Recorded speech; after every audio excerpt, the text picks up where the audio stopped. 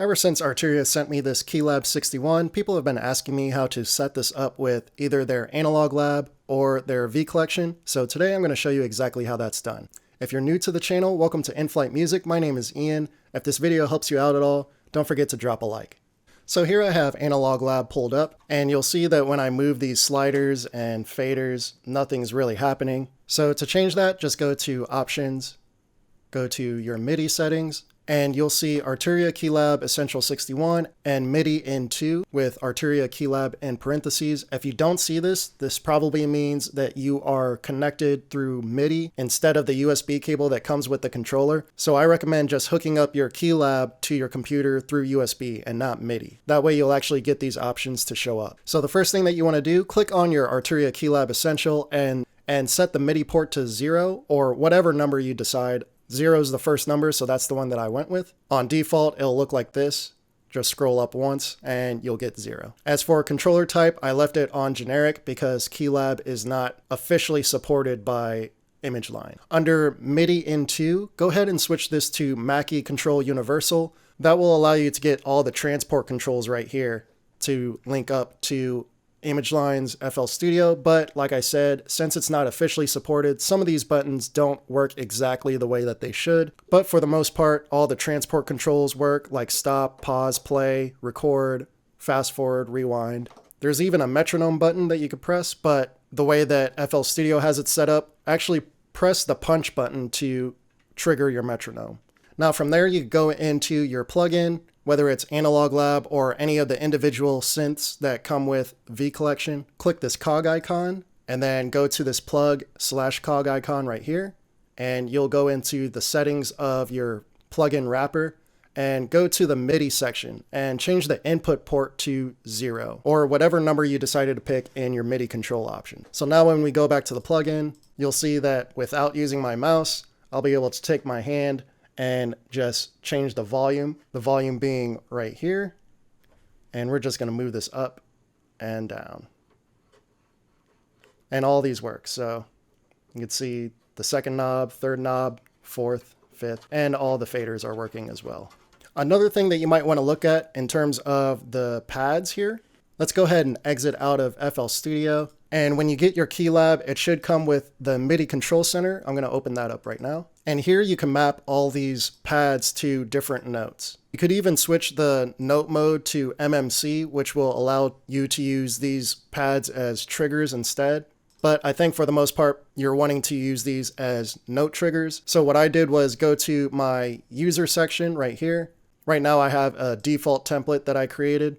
And whenever you create a template, to map that to the user section, just click on your version and then press this button to store to that user section. Then whenever you go to your controller, you can click this map select button, and then you could press any of these pads to select which user map that you want to use.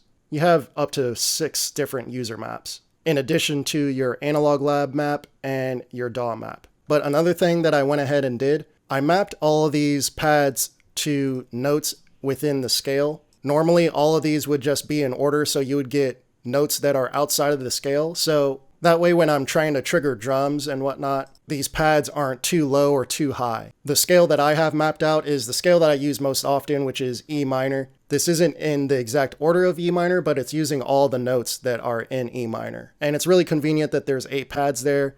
Every scale has 7 notes plus your 8th note, which is a full octave. So you see I have G2, A2, B2, C3, D3, E3, F sharp 3, and G3. That way, whenever I'm trying to play a kick drum, whatever I drag into the program, this pad in particular right here will be the exact pad that you would normally trigger just by clicking the sample inside of FL Studio. Also in the device settings, make sure your DAW mode is set to Mackie Control, and that will give you the results that I have. If you have it set to HUI or HUI, the transport controls will not work inside of FL Studio. So make sure this is set to Mackie Control. So to really highlight the importance of switching your pads to the scale that you're working with, or any scale at all, now with the pads, you'll be able to play chords you wouldn't be able to do that with the default settings that the pads are on. So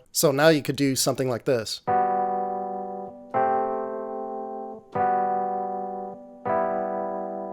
You would not be able to do that with the default settings. So I definitely recommend switching your pads to the notes that actually belong in the scale. One last thing I should point out, if you're wanting to use the preset knob here, where you could rotate your presets, make sure your map select is select to Analog Lab, then turn that off, press the preset button, and now you can scroll through these presets, no problem. Then you just press this knob in, just to select any of these presets, and you'll be able to play.